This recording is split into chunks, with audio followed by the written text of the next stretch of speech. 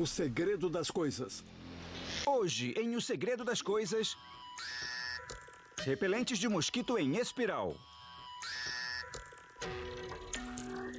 Triciclos movidos a energia solar. Óleo de palma.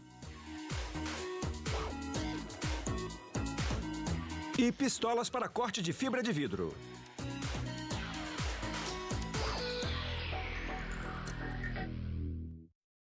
Ser comido vivo por mosquitos não é divertido. Bom, a não ser para os mosquitos.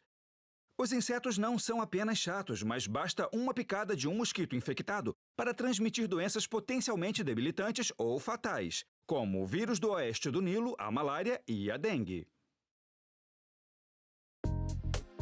Uma das formas de se proteger dos mosquitos é acender uma espiral que libera vapores que repelem mosquitos. Essas espirais, fabricadas na Tailândia, contêm 3 ingredientes naturais que são tradicionalmente usados nesse país para manter esses insetos afastados: eucalipto, citronela e açafrão da terra. O primeiro passo é misturar tudo com alguns ingredientes naturais não ativos que formam a espiral: pó de casca de coco, serragem, tapioca e pó de joz, um adesivo feito da casca e das folhas da árvore Lychea glutinosa. Depois de misturar todos esses ingredientes em pó por entre 10 e 15 minutos, os técnicos colocam a mistura em um saco de ingredientes vazio e passam o conteúdo para um tanque de mistura. Eles adicionam aromas e corantes à espiral. Pode ser de 4 tipos. Esse lote vai ser rosa e ter odor de flor de cerejeira. Então, eles adicionam o único produto químico ativo da espiral, metoflutrina. Seus vapores são tóxicos para o sistema nervoso dos mosquitos, apesar de inofensivo para os humanos em pequenas doses. A metoflutrina constitui menos de 1% da espiral repelente de mosquitos. Depois de misturar por 10 ou 15 minutos, a mistura sai do tanque como uma massa maleável. Uma esteira a transporta para uma extrusora, que espreme a massa por uma matriz em forma de fenda, produzindo folhas com aproximadamente 4 milímetros de espessura. Uma máquina de corte faz 7 espirais por folha. A massa que sobra volta para a extrusora para ser reaproveitada em novas folhas prontas para o corte, enquanto a máquina de corte ejeta as espirais de massa em uma travessa.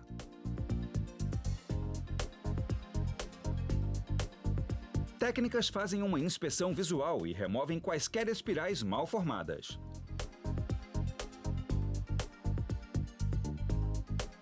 Então, empilham as espirais em carrinhos.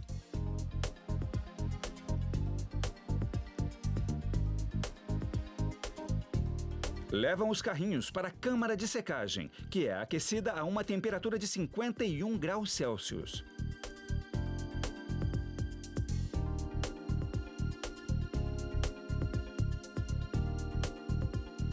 Depois de 5 horas e meia, as espirais saem das câmaras de secagem duras e resistentes. Depois de realizar mais uma inspeção visual, as técnicas transferem as espirais secas para a linha de embalagem automatizada. A primeira estação da máquina empilha as espirais em pilhas de 5. Técnicas colocam uma base de metal para as espirais em cada pilha. Então, a próxima estação da máquina embala cada pilha com filme plástico transparente. O pacote mantém as 5 espirais bem unidas, para que elas não entrem em atrito umas com as outras e fiquem danificadas. Ele também impede que o odor se dissipe antes do uso.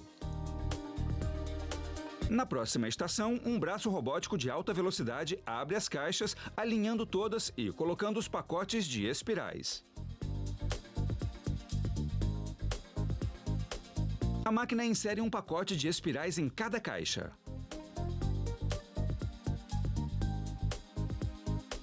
E então fecha a caixa. Antes de embalar as espirais repelentes de mosquitos, a empresa testa amostras aleatórias do lote em laboratórios. A química acende um pedaço da espiral e coloca ela no meio de uma câmara de teste selada.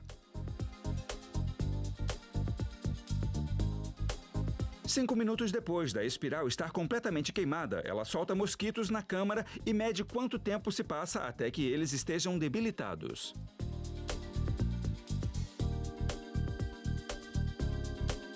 O laboratório também conduz um teste de performance de queima. Isso verifica se as espirais levam entre 7 e 8 horas para queimar completamente.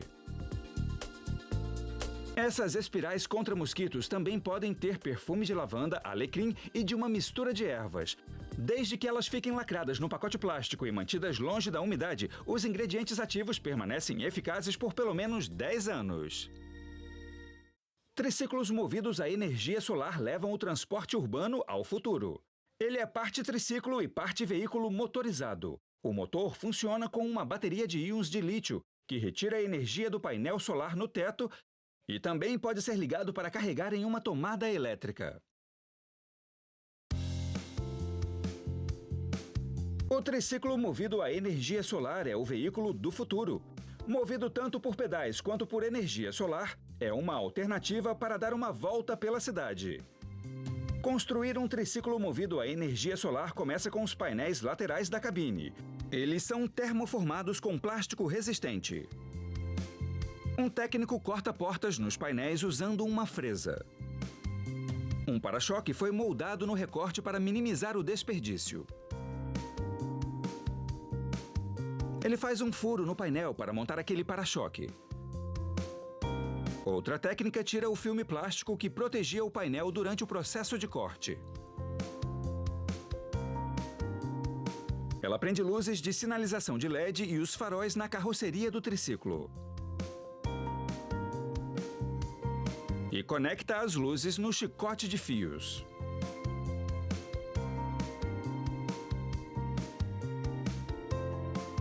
O para-choque moldado completa o painel lateral do triciclo. Ela o pendura para esperar pelo próximo estágio da produção e escreve o número de registro para poder rastreá-lo. Eles constroem o chassi em alumínio temperado usado em aeronaves. Um empregado coloca pé de velas e uma coroa na frente e prende os pedais. A pé de vela transmite a energia da pedalada humana para o trem de transmissão. Depois, o esqueleto, uma estrutura de tubos de metal que inclui mecanismos de suspensão e a ligação da direção.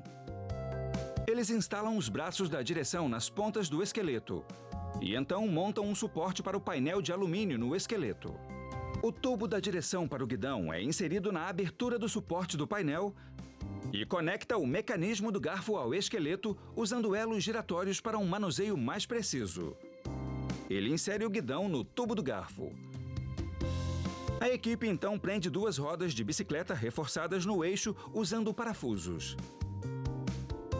Eles posicionam o motor de 1 cavalo e a transmissão entre as colunas paralelas do triciclo e os prendem com suportes e parafusos. Passam uma corrente da manivela até a transmissão e outra da transmissão até a roda motora traseira. Também ligam o motor à roda traseira com uma corrente. E equipam todas as 3 rodas com discos de freio. Instalam proteções de alumínio sobre uma parte da roda traseira e do eixo propulsor. Isso protege esses componentes e também fornece um suporte estrutural. Uma ferramenta computadorizada corta polipropileno corrugado para criar uma caixa para a bateria do veículo. Um técnico então rebita a caixa da bateria na frente do triciclo movido a energia solar. A equipe prende braços de metal que servem de suporte para a carroceria do veículo. Eles agora estão prontos para montar as peças da carroceria no chassi. Alinham cada painel no quadro e os aparafusam em 9 pontos. Os paralamas ficam em volta das rodas para proteger da sujeira nas ruas. Eles prendem os retrovisores no veículo, colocando os parafusos pela carroceria até o suporte do painel. Um técnico então aplica os decalques que identificam o produto. Ele protege o motor e a caixa de transmissão com um capô de plástico reforçado e aparafusa o assento ajustável à coluna de alumínio do triciclo. A equipe coloca o painel solar flexível em cima. Eles prendem o para-brisa na frente usando uma fita dupla face de alta resistência. O para-brisa é feito de policarbonato, que é transparente e inquebrável. Depois da instalação, ele retira o forro protetor. O técnico seguinte insere a bateria no seu compartimento. Ele o prende bem e esse triciclo movido por energia solar está pronto para a estrada. Com essa cabine em forma de ovo, ele com certeza tem um visual diferente e isso combina com ele, porque esse super veículo é algo completamente diferente.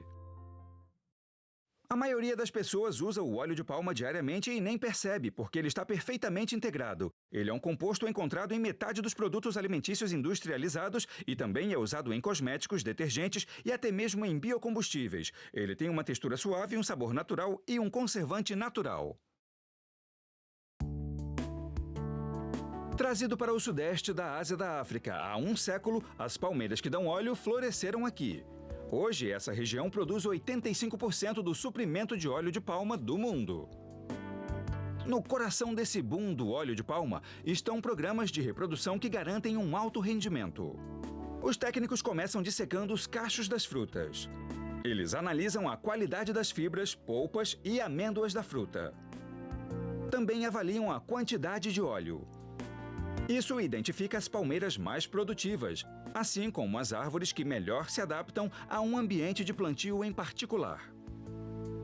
Depois, a equipe de pesquisa escala as palmeiras mães selecionadas e poliniza as flores fêmeas com pólen de palmeiras macho de alta qualidade.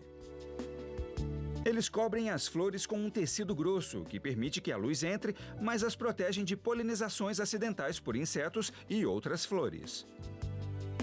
Isso garante que a semente híbrida vai ser apenas produto dos pais selecionados. Leva 6 meses para que as novas sementes híbridas sejam produzidas. E então vão para a câmara de aquecimento por 3 meses para que a letargia da semente seja quebrada. Eles colocam as sementes despertas de molho na água.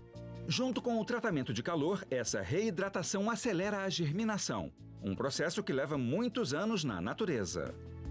Eles colocam as sementes em gavetas e, regularmente, as cobrem com água. Depois de alguns dias, as sementes começam a brotar. Uma equipe habilidosa separa as sementes que brotaram. Elas rejeitam qualquer uma que não tenha germinado completamente ou que tenha brotos deformados. A semente do lado esquerdo é o espécime ideal. Elas plantam as sementes selecionadas em pequenas bolsas de terra do lado de fora e as protegem da luz forte do sol durante esse período inicial de crescimento.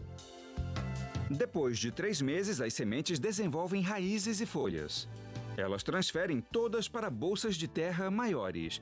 E depois de 6 ou 9 meses, elas estão com quase 1 metro e prontas para serem plantadas nas fazendas. Depois de crescerem por 3 anos, as jovens palmeiras podem dar frutos. Agora está na hora perfeita de aproveitar o potencial de gerar óleo desses enormes cachos de frutas. O fazendeiro carrega a fruta de óleo de palma em um trator e segue para a fábrica de óleo de palma. Aqui, as frutas de muitas fazendas se acumulam na área de recebimento. Quando a fábrica está pronta para processar o próximo lote, eles abrem um portão. As frutas caem em uma esteira e são levadas a enormes fornos pressurizados. As frutas são assadas para serem esterilizadas. Isso interrompe a atividade das enzimas que degradam a qualidade do óleo que vai ser extraído. Isso também solta a fruta do talo e alguns se quebram. Uma pá em espiral as move para uma tela que separa as frutas dos caules. As frutas soltas caem em um recipiente embaixo e os caules, com as frutas remanescentes, seguem para ser separadas. Depois, prensas esmagam as frutas para espremer o óleo de palma cru. O óleo flui para um tanque. As impurezas agora vão ser retiradas em uma centrífuga e também vão ser filtradas. Enquanto isso, as fibras e amêndoas das palmas são jogadas em um tambor. Isso libera as fibras que estão presas nas amêndoas. Um ventilador suga as fibras mais leves, que vão ser usadas como combustível para a fábrica. Eles quebram as amêndoas e então um sistema vibratório separa as cascas da polpa. As cascas também vão ser usadas como combustível da fábrica. E a polpa vai ser esmagada e virar óleo de polpa de palma. No laboratório, eles agora testam as amostras para determinar a taxa de extração do óleo e confirmar se a safra está boa. Eles também analisam a pureza do óleo e a quantidade de ácidos graxos livres. Eles confirmam que o lote é de boa qualidade. O óleo de palma cru passou por muitos estágios de purificação. E como os testes podem confirmar, a diferença também é bem clara. Hoje, tudo, desde barcos até móveis externos e chuveiros, são moldados em resina plástica reforçada com fibra de vidro. Isso não seria possível sem uma ferramenta chamada pistola de corte. Ela retalha a fibra de vidro em fibras finas e soltas e as enche de resina enquanto as lança no molde. Uma pistola de cortar fibra de vidro tem um cortador que retalha e dispara as fibras, um bocal que pulveriza essas fibras com resina e um catalisador que a endurece, um cilindro de ar que controla o sistema inteiro e bombas separadas para a resina e o catalisador. Para fazer a bomba da resina, eles primeiro cortam um tubo de aço inoxidável com mais ou menos 25 centímetros. Todos os componentes principais da bomba são feitos de aço inoxidável, que é muito durável e não enferruja. Esse tubo vai se tornar o cilindro para a bomba de resina. Eles o colocam em um torno mecânico guiado por computador. A primeira ferramenta reduz o tubo ao diâmetro necessário. A segunda ferramenta corta uma ranhura no cilindro para o pino de montagem. Eles limam as pontas do cilindro manualmente até ficarem lisas. E então podem polir a superfície inteira com uma lixa para remover marcas deixadas pela usinagem. Depois que todos os componentes estão prontos, eles começam a montar a bomba de resina. Ela tem uma válvula de esfera em cima e outra no fundo, que abrem com sucção e fecham com pressão para permitir ou bloquear o fluxo da resina. Técnicos colocam um anel de vedação em volta da base da válvula de esfera dos fundos e depois inserem a base no fundo da bomba. Esse grampo de retenção prende a base na posição. Eles prendem outro anel de vedação em cima e depois colocam a esfera, que tem cerca de 25 centímetros de diâmetro na base. Esse retentor de mola limita o quanto a esfera pode subir quando se eleva para abrir a válvula. Depois, eles prendem o cilindro da bomba. Pegam a válvula de esfera pré-montada, prendem em uma vedação de êmbolo e então um retentor segura a vedação na posição conforme o pistão da bomba, que eles agora estão aparafusando e se move para cima e para baixo com a ação da bomba. Eles inserem o pistão no cilindro. O ajuste bem apertado cria um vácuo quando o pistão se move para cima, atraindo a resina para a bomba. E pressão quando o pistão se move para baixo, empurrando a resina para fora. Depois adicionam a parte de cima da bomba e colocam a vedação de cima, que contém um guia preso no lugar por um grampo de retenção que alinha o movimento vertical do pistão. Eles aparafusam a vedação superior em cima da bomba e prendem a parte de cima inserindo um pino na ranhura do cilindro. Os componentes principais do cortador são as cabeças de corte, a bucha e o rolo de borracha dura, que o motor movido a ar do cortador gira rodando a cabeça de corte a 1000 rotações por minuto. Esse rolamento puxa os fios de fibra de vidro entrelaçados que serão tecidos para a cabeça de corte, que tem ranhuras para até 8 lâminas de aço inoxidável superafiadas. Quanto mais lâminas você usa, mais curtas são as fibras cortadas. Essa tampa de segurança impede que os dedos sejam acidentalmente cortados no processo. Eles colocam o cortador nessa pistola pulverizadora. As linhas das bombas da resina do catalisador se conectam na parte de trás da pistola. Na parte da frente da pistola, bicos duplos pulverizam simultaneamente esses produtos nas fibras logo depois que elas saem do cortador. Técnicos colocam a bomba da resina em uma plataforma junto com um filtro que impede que o bico fique entupido. Eles instalam o cilindro de ar e então colocam a bomba do catalisador e conectam as linhas das duas bombas na pistola pulverizadora. Para operar a máquina, você liga o compressor a ar na entrada de ar da máquina, conecta as bombas nos reservatórios de resina e de catalisador e programa quanto de catalisador quer usar. Então você insere um pouco de fios de fibra de vidro para tecer no cortador e pronto! Não usamos resina nem catalisador nessa demonstração, mas normalmente eles usam fibras de cerca de 10 centímetros na pistola de corte, que dispara um jato de resina reforçada com fibra de vidro no molde. Versão brasileira Audiocorp.